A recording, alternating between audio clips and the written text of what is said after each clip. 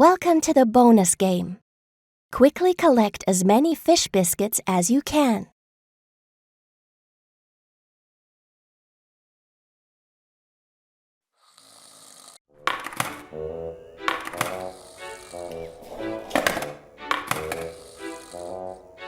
Welcome to the recycling game. Drag and drop to recycle the trash.